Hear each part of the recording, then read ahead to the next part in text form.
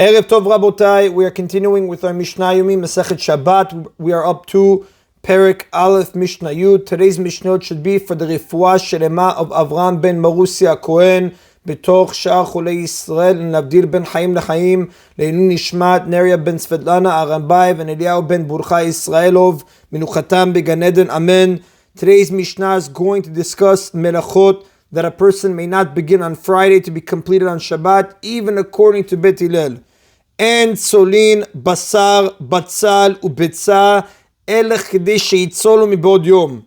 We may not begin to roast meat, an onion, or an egg on Friday and leave them on the fire to continue roasting on Shabbat, unless there is enough time for them to be roasted, enough to be edible while it is still daytime, meaning before Shabbat begins.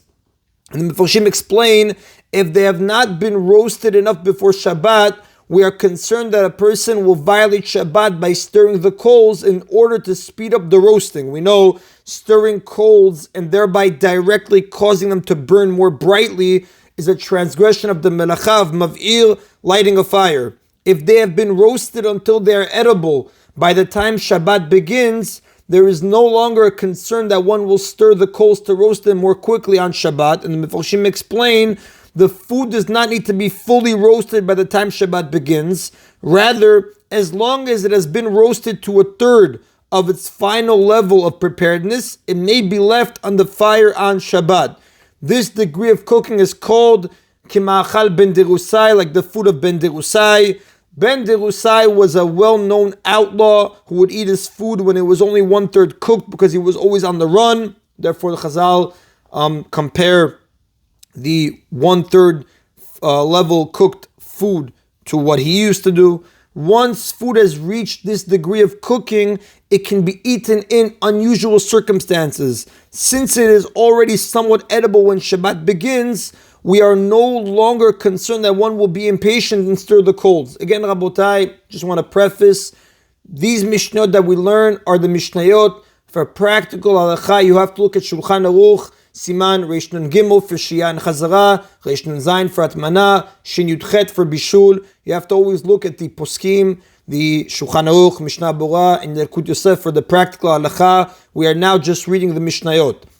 En notnin pat latanur im chashecha. We may not place bread into an oven close to nightfall on Friday afternoon. And the Mefarshim explain, ovens in the times of the Mishnah were made of clay and were wide on the bottom and narrow on top. They had a narrow opening at the top. Bread was made by sticking dough to the inside walls of the oven, so we may not place bread into an oven close to nightfall on Friday afternoon. Velo charara al gabe gehalim, and likewise we may not place a round cake of bread onto coals at that time.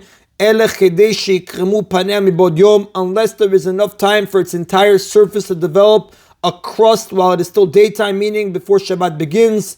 Because once the bread has formed the crust, it is baked well enough that we are no longer concerned that one will stir the coals to speed up the baking. Rabbi Eliezer says, he's more lenient, there needs to be only enough time for the bottom surface, meaning the bottom part of the bread or cake that's touching the surface of the ovens or coals, to develop a crust. This crust is formed first, and Rabbi Eliezer holds that once this happens, there is no longer a concern that one will stir the coals, even though the rest of the bread has not yet formed a crust. The Rav does tell us, Ve'en halacha ki Rabbi Eliezer, the halacha does not follow Rabbi Eliezer. And that is the end of Mishnah Yud. Mishnah Yud Aleph now discusses further applications of the concern that someone will stir a fire on Shabbat, beginning with roasting the Pesach offering on Erev Shabbat. We know the Pesach offering was slaughtered on the afternoon of the 14th of Nisan, Erev Pesach. Its meat was then roasted over a fire and eaten that night. The Torah speaks about it in Sefer Shemot, chapter 28, Psukim 8 and 9. The Mishnah says, Mishalshelin et Pesach batanur im chashecha. We may lower the Pesach offering into the oven close to nightfall on Erev Shabbat, even though the Pesach will not be sufficiently roasted when Shabbat begins and will continue to roast on Shabbat. And the Mefarshim explain, it is permitted to cook or roast meat on Yom Tov, but when the first night of Pesach falls on Shabbat, the meat of the Pesach offering, which was slaughtered that afternoon, cannot be placed onto the fire once Shabbat has begun, because the mitzvah to cook the Pesach offering does not override the prohibition of cooking on Shabbat, as the Mishnah tells us in Masechet Pesachim, chapter 6, Mishnah 1. It must either be roasted before Shabbat or placed over the fire and then left to roast on Shabbat. Now, since the Pesach offering is brought by a group of people together, and people are especially careful with their actions when dealing with sacrificial offerings, we are not concerned that someone will stir the coals to speed up the roasting of the offering, because the other members of the group will remind them not to do so.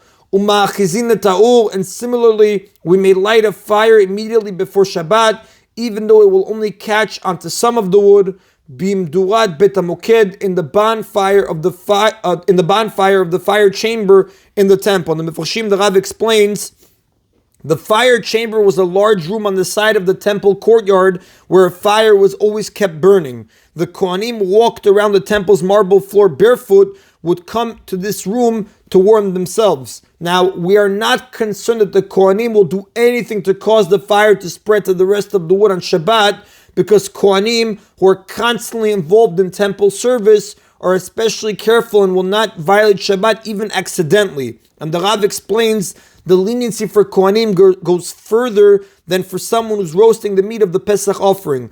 With regards to the Pesach offering, only someone who is part of a group may set it to roast close to Shabbat, because we are relying on the fact that members of the group will remind one another not to stir the fire. A Kohen lighting the fire in the fire chamber, however, may do so close to Shabbat, even though he's on his own, because the Rav says all Kohanim in the temple are assumed to be especially careful.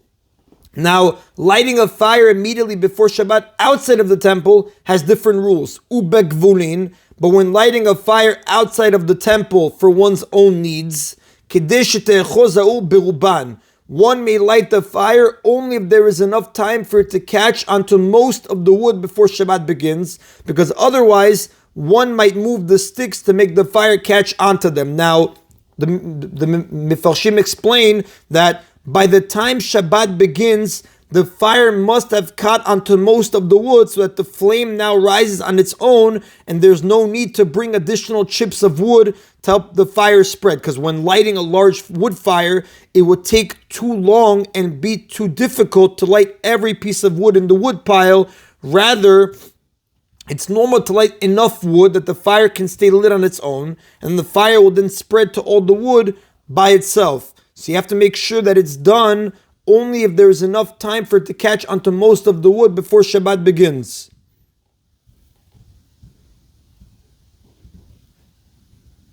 Right, and you have to make sure that way you don't have to bring additional chips to help the fire spread.